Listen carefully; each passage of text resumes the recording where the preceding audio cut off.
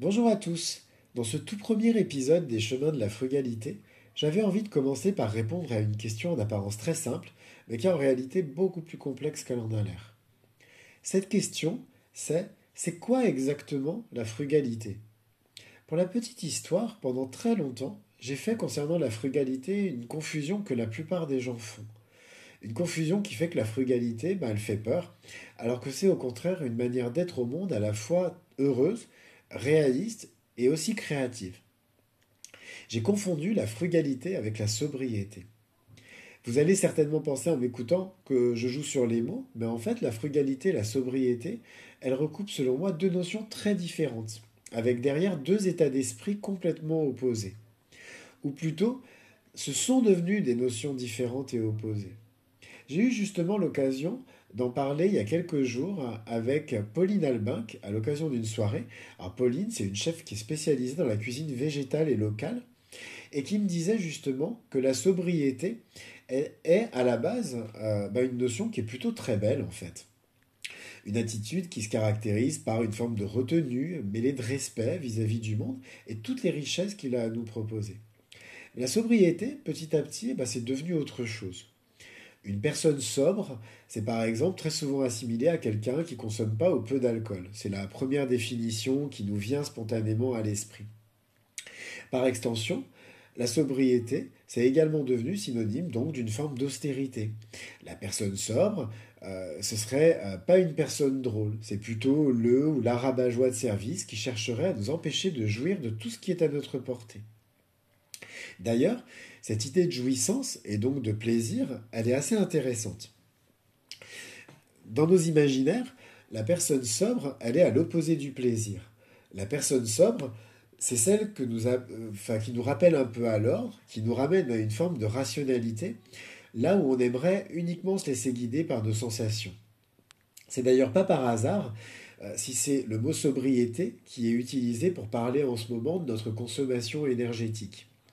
Derrière ce mot de sobriété, on oppose la jouissance immédiate d'un habitat dans lequel on consommerait sans se poser aucune question, avec la nécessaire responsabilité austère, un peu castratrice, il faut l'avouer, qui nous priverait pour la bonne cause de ce que nous assimilons ici à un confort optimal dans lequel on consommerait sans compter. Alors que la bonne question qu'il faut se poser, et que très peu mettent sur la table, parce qu'elle va à l'encontre d'un système qui a pour moteur la consommation effrénée, c'est celle-ci. Est-ce qu'on a vraiment besoin de chauffer nos appartements ou nos maisons à 22 degrés? Euh, Quel plaisir est-ce qu'on pourrait ressentir en vivant justement à 19 degrés? Donc 19 degrés, c'est la température en ce moment qu'on nous préconise et que beaucoup vivent comme une contrainte. Donc quel plaisir est-ce qu'on pourrait ressentir en vivant à 19 degrés? Et pourquoi pas à 17 degrés, etc. Mais en se posant ces questions, c'est là où on commence justement à sortir de la sobriété. On entre dans ce que j'appelle la frugalité, un état d'esprit qui fait que on va se donner comme objectif une quête de simplicité qui va être une recherche à la fois personnelle, spirituelle, mais également hédoniste, donc c'est-à-dire une recherche de plaisir. Je vais vous donner un autre exemple.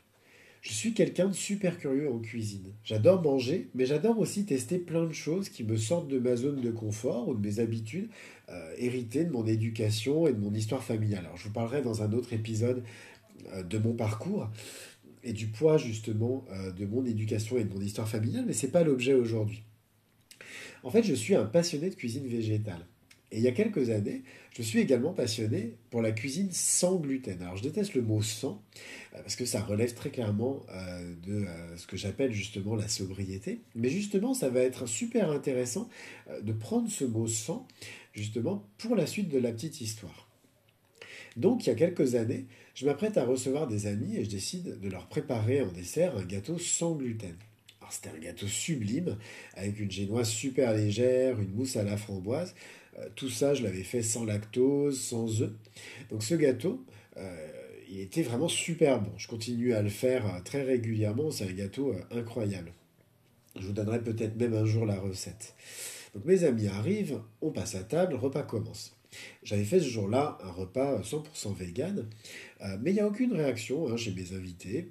Moi, je ne le mentionne pas. Eux, visiblement, s'en rendent pas nécessairement compte non plus. En tout cas, ils ne le notent pas. Personne ne se pose de questions et donc tout le monde prend énormément de plaisir à manger et à partager ce moment. Et on est vraiment en train de vivre donc une soirée super agréable.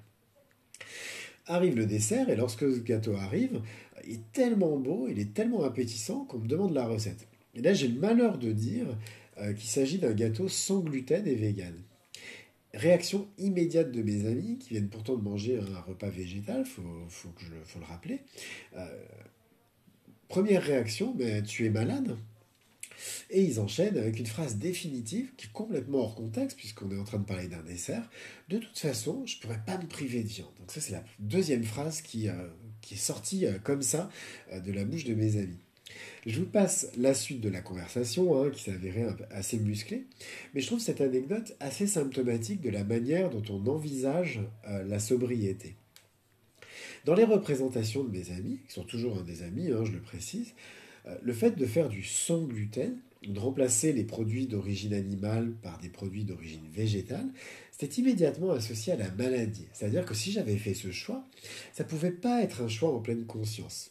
C'était forcément motivé par des circonstances extérieures et des circonstances nécessairement difficiles qui m'avaient obligé, et là aussi le choix des mots est important, le fait que je parle d'obligation, donc qui m'avait obligé à cuisiner autrement.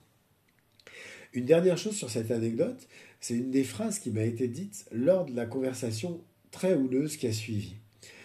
Où vraiment, il a fallu que je me justifie. On m'a dit, mais tu vas quand même pas devenir comme tous ces extrémistes.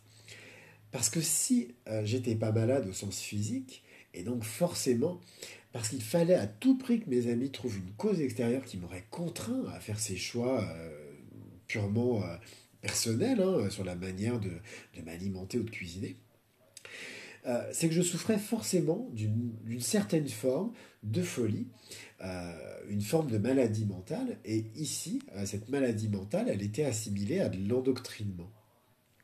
À aucun moment, mes amis se sont dit que ce choix de cuisiner autrement ce jour-là, il pouvait simplement être pleinement conscient et uniquement motivé par la recherche de plaisir et l'envie de leur donner du plaisir.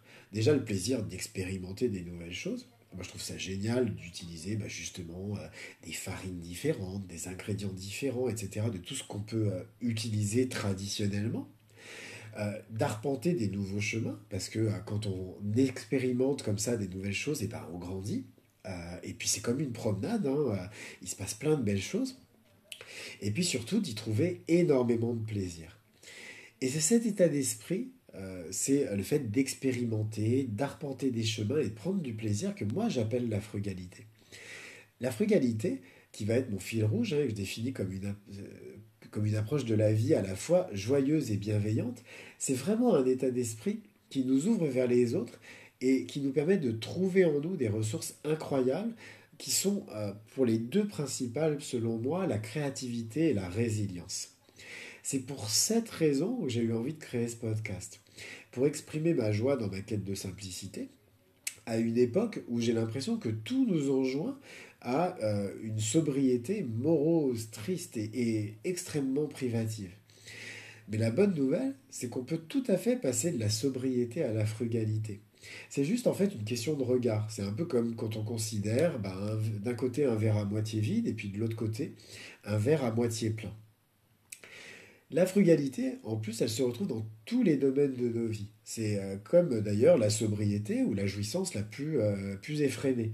Dans tous les domaines de la vie, on peut décider soit de voir la simplicité comme une forme de privation, donc c'est l'attitude sobre, soit décider de jouir au maximum de tout ce qu'on peut, sans aucune considération, soit au contraire, se dire que de vivre simplement et de rechercher cette simplicité, c'est un choix conscient et dans lequel on va vraiment prendre du plaisir et dans lequel on va grandir.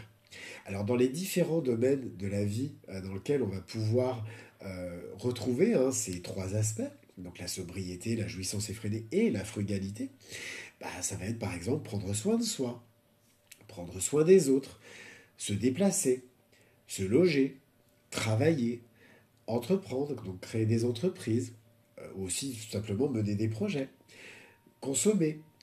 Et la liste, elle n'est pas du tout exhaustive. Il y a plein d'autres choses sur lesquelles on va pouvoir retrouver ces aspects. Et tous ces domaines, ce sont des domaines dans lesquels la frugalité, elle peut se frayer un chemin. Et c'est de tous ces chemins-là dont j'ai envie de vous parler dans ce podcast.